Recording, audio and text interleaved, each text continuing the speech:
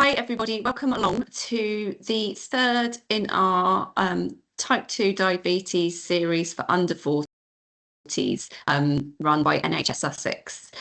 This webinar is part of the NHS Sussex series created especially for people aged 18 to 39 who are living with type 2 diabetes, and these sessions are designed to give you knowledge, tools and confidence to take control of your health. So just a few quick notes before I introduce Lorna. So this is a safe and supportive space. So your cameras and your microphones are off and your name's not visible. You can send in questions anytime. And if you can't stay for the full session, you'll get the recording afterwards. So this session has been designed, as I've said, for people aged 18 to 39 in Sussex. It's for education and support only. It doesn't replace personal medical advice. So always speak with your GP or diabetes healthcare team before making any changes to your care. So I'm delighted to introduce today's speaker, Lorna, who is a very experienced diabetes specialist nurse who will talk all about her experience. Lorna's going to present for around about 20 minutes and then we will have some questions that she will answer at the end. So hi Lorna, welcome along and thank you for joining us today. If you just like to give a little bit of background about your experience and then you can crack on. Okay, lovely. Okay, so my name's Lorna. I'm a diabetes nurse for roughly 10 years now, and I work predominantly in adult diabetes, but that also includes diabetes in pregnancy. I predominantly work with type 1 and type 2 diabetes, particularly in pregnancy, and have been doing diabetes in pregnancy for at least 8 years now. So I have a clinic every Monday afternoon at Crawley Hospital, which is part of the East Surrey group. So yes, yeah, and I work with a diabetologist in that and see ladies on a very regular basis throughout their pregnancy. Brilliant. I bet you yeah, have seen all the different kind of scales of women from, you know, younger up to 40 plus. Yeah, so my age group range for the extremes has been 16 to 50. Wow. Wow. I've had one 50-year-old in the years I've done it. That's amazing. Okay, well, we're really looking forward to hearing everything that all your wisdom and all your experience. So over to you. Okay, so what we're going to talk about today in this webinar is the importance of planning your pregnancy if you have type 2 diabetes. So I'm just going to put a disclaimer up, which Fran has mentioned. I'll just leave that on the screen for a few seconds, just confirming basically that the guidance is coming from NHS Sussex guidelines and is directed to the 18 to 39 age group. So early onset diabetes is on the increase. This means that there are more women now of childbearing age living with type 2 diabetes. Pregnant women living with type 2 diabetes have worse outcomes than pregnant women living with type 1 diabetes. And the thoughts as to why there may be worse outcomes is there's numerous factors, but some of it may relate to ladies with type 1 diabetes are used to monitoring glucose levels. They've previously likely had education on dietary choices. There is a lot more technology used in type 1 diabetes in recent years, particularly pregnancy. The ladies are much more appointments with their precaution planning. Diabetes, pressure or raised cholesterol pregnancy and may not be overweight. Also, previously, type 2 diabetes used to be diagnosed in an older age group, so it was would be ladies becoming pregnant who were type 2. It's an interesting fact that more women than men have type 2 diabetes in the under 40s age group. And there's different reasons for this, but there are thoughts along the line that women may be at a higher risk for type 2 diabetes due to physical fat is thought to be one of the reasons. So the purpose for today is there's an overall aim to give you confidence and knowledge to plan for the healthiest pregnancy possible, so that you already have an understanding of food choices, glucose monitoring, and medication advice. So why is it important for people living with type 2? Diabetes affects how the body handles your pregnancy. This can be due to many factors, changes in hormones, and the effects of high glucose on your baby. Baby experience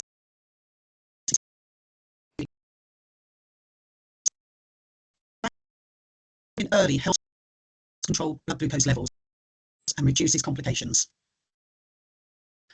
Glucose crosses the placenta, and though this is essential for baby's growth and energy requirements, too much is harmful.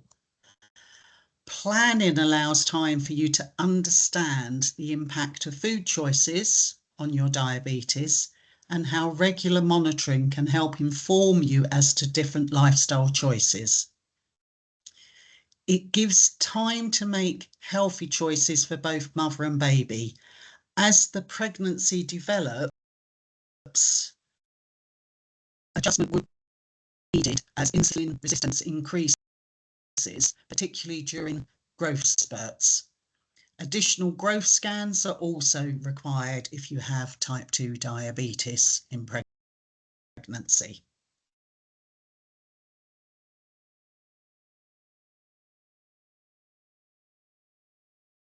So what are the risks? High blood pressure, which can lead to preeclampsia.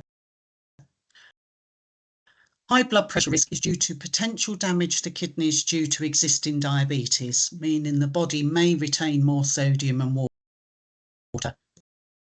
Activation of some hormones and enzymes, blood pressure.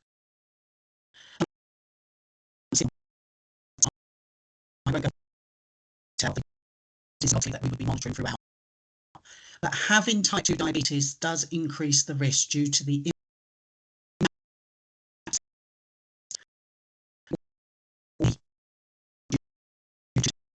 diabetes. This can increase blood pressure and protein in the urine, and insulin resistance can increase due to hormonal changes to support the fetus. Larger babies, which may mean induction or cesarean. So a large baby can be difficult to deliver for the mother and increase the risk of shoulder injury. And this can make for a difficult labour for the baby as well. There is an increased risk to eyes and kidney health of the mother. Eyes and kidney health is a risk in type 2 diabetes anyway, if not managed within guidelines, especially if glucose is not controlled. And when pregnant, this can put an extra stress on these systems. Regular eye screening and urine and kidney function checks are undertaken once pregnant. These can revert to previous levels once baby is born if there has been some changes. So what are the risks to your baby? There is an increased risk of premature birth, stillbirth and miscarriage. High blood glucose, again, increases resistance, which can affect how effectively the placenta works in providing oxygen and nutrients to the baby. The placenta also produces hormones that support the pregnancy, but can increase insulin resistance. Birth abnormalities can occur as high glucose can disrupt cell development, leading to abnormalities. And diabetes can affect hormones needed in pregnancy and create increased inflammation. And high glucose can also create harmful molecules which can damage cells. Low blood glucose after birth for the baby. So low blood glucose for the baby after birth can be a serious condition if not treated. It can cause brain injury and problems with your baby's development, and it can be caused by high levels of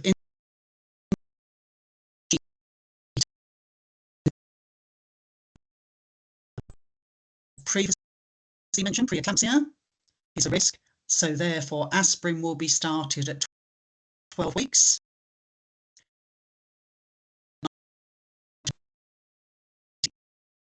As I said before, they'll also be monitoring blood tests and urine tests and blood pressure. And then the longer term risks for baby are large babies, particularly with large abdominal circumference, are at greater risk later on in life of developing type 2 diabetes and or obesity. So, preconception planning, what you need to know. So ideally, you would be wanting to aim for a HbA1c, which is the blood test that you have undertaken for monitoring how you're progressing with your type 2 diabetes, at 48 millimoles. If you have a HbA1c of 86 millimoles or higher, you would be recommended not to fall pregnant due to the risks. Though the HbA1c is a good indicator for falling pregnant, it is important that women with diabetes understand what a good glucose range is on a day-to-day basis prior to pregnancy. And ideally, this will be pre-meal glucose levels of between 4 millimoles and 7 millimoles. During the pregnancy, this will be pre-meal levels of 5.3 millimoles and below 7.8 millimoles 1 hour after a meal. During pregnancy, the targets are trying to normalise glucose response to food and are lower targets than those ladies with type 2 diabetes who are not pregnant. Another important aspect is commencing 5 milligrams folic acid, ideally 12 weeks before you fall pregnant. Taking it 12 weeks before pregnancy is to help prevent neural tube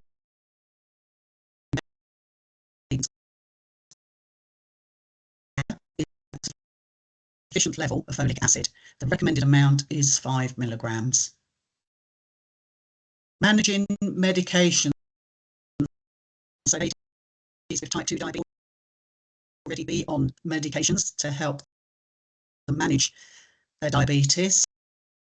So medications that are safe. Insulin is generally the safe for diabetes during pregnancy.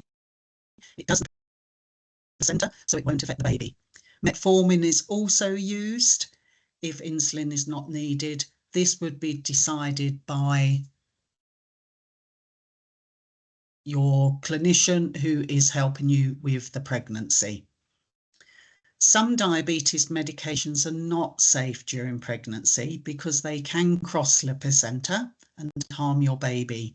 This includes SGLT2 inhibitors such as canagliflozin, dapagliflozin, sulfurias such as glycoside, and pioglitazone, which is not as commonly used now, but again would be something that would need to be stopped before falling pregnant. You should not stop any medications without taking advice from your doctor or clinician. Another group of medications that's gained popularity in recent years are GLP medications. These are recommended to be stopped before you try to conceive, as it is unknown whether there is a risk to mother and baby. Some GLP-1 medications have the potential to reduce the effectiveness of contraception due to altering gastric emptying and delaying absorption. Some of these drugs you may know as Mounjaro, Ozempic, Trulicity, Wegovy. And some ladies are buying privately, so your GP may not be aware. Again, all of these medications, if they were to be stopped, you would need to check with your doctor or clinician before stopping the medication.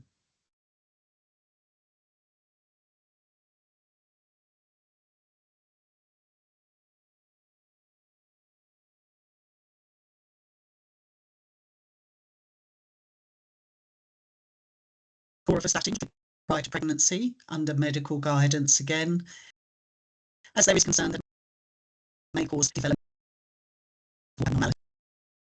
Blood pressure medications would need to be changed to alternatives, which would be safe to pregnancy. So the examples that you may be on currently would be Candistatin, Ramipril, and Enalapril.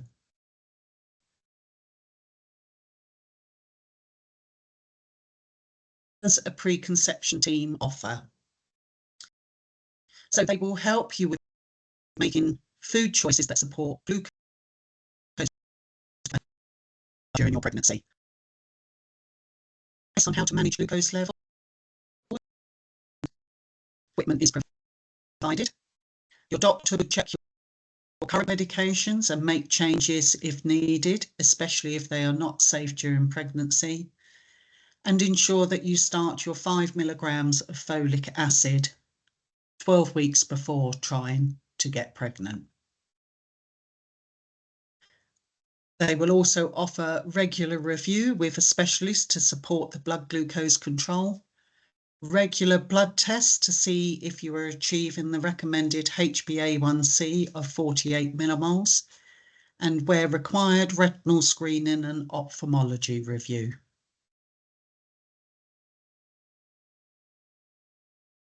So I would say the key takeaways are: plan your pregnancy if you can.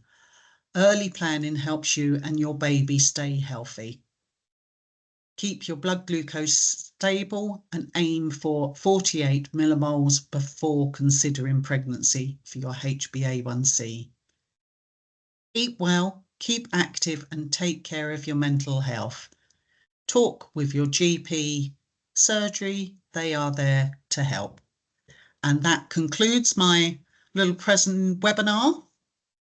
And I believe you have some questions for me. Yes, I do. Do you want to stop sharing this,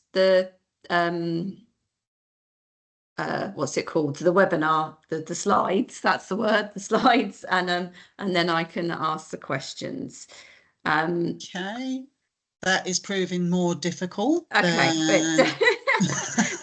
it's it not doesn't quite matter. letting me not share. Actually, keeping the key takeaways are good, actually. We'll keep those up there. Okay, so one question is, if you find out you're pregnant, do you need to start checking blood sugars like at home? Like, do you do it at the clinic? How regularly does that happen? So the first thing you do, depending obviously which hospital and what their protocols are, is you need to inform their maternity team. It's often an online form. Right. To get yourself booked in, and they will normally book you in within 1 to 2 weeks so that you will be provided with the equipment to monitor your glucose levels, because quite a few of the ladies with type 2 diabetes do not have access to glucose meters at the moment, so they will need to get access. And quite a few of the hospitals use different systems. Our hospital uses one that the data uploads into a app, which is then viewable in clinic, so you would be given the meter that relates to.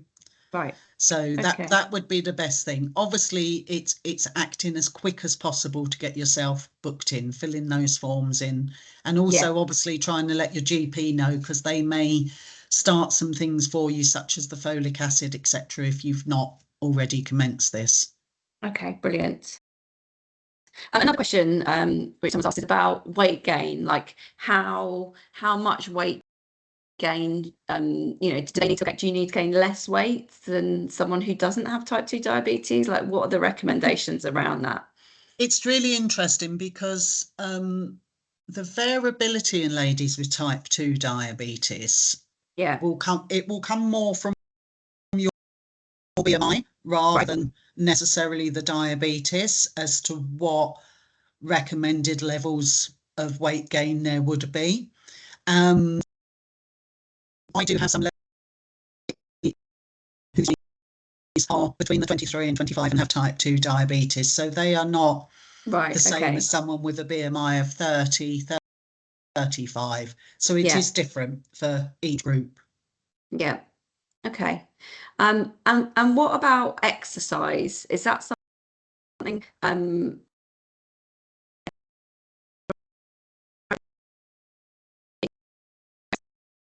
as you can exercise, obviously once you're pregnant it will change as the pregnancy moves on, depending what types of exercise you do, but we do recommend 15 to 20 minutes of walking after each meal if that's achievable, right, because that will help bring down the glucose levels.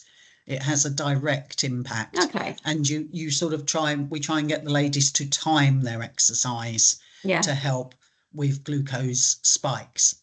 Okay, so that's a simple thing that someone can do to make a direct impact. Yes. Yeah. Okay, brilliant. And then will there be lots of extra appointments comparative to someone who doesn't have type 2 diabetes? Yes, there will be. So as I said, there will be some additional scans, and particularly later on in the pregnancy. Eye screening is each trimester. Right. So again, that's more than you would currently have. Currently, it's every 12 to 18 months, depending on your A1Cs and histories. So that's increased a lot. You will have obstetrician appointments. They will probably be once a month. You would have appointments with myself, which is every 1 to 2 weeks, and a diabetologist. You may have dietitian input depending on your trust. Right. So yes, to say that, you're probably expecting to have an appointment every 1 to 2 weeks of some nature. And it's all there to keep you and your baby safe and reduce any risks around the pregnancy. Yeah, it's so that when you're managing diabetes in pregnancy, what you're trying to do is make changes quickly as the pregnancy develops. And that's where the key is, because it will keep changing as the pregnancy develops. And then one other question was around like what will happen? Will there be a change in kind of their type 2 diabetes after they've given birth? Is there, does it get worse? Does it stay the same? Does it get better? Like, is there any impact from being pregnant? I think that very much varies. So sometimes I have ladies who have type 2 diabetes in remission. Right. And the pregnancy, due to the insulin resistance, etc., triggers. And as I said, the glucose targets we have in pregnancy are much lower. They're not diabetes targets. Yeah. They will often go back to remission straight after, once the baby's born, literally, within a day or so. Okay. For other ladies, sometimes it's an improvement in their diabetes because they take control of the diabetes. Yeah. They've been more tightly managed. So they may get so again, it really depends how the pregnancy pans out, their starting point and end point, if that makes sense. Yeah. Okay, that's brilliant. Thank you. That's all the questions that we've got. Thank you, Lorna.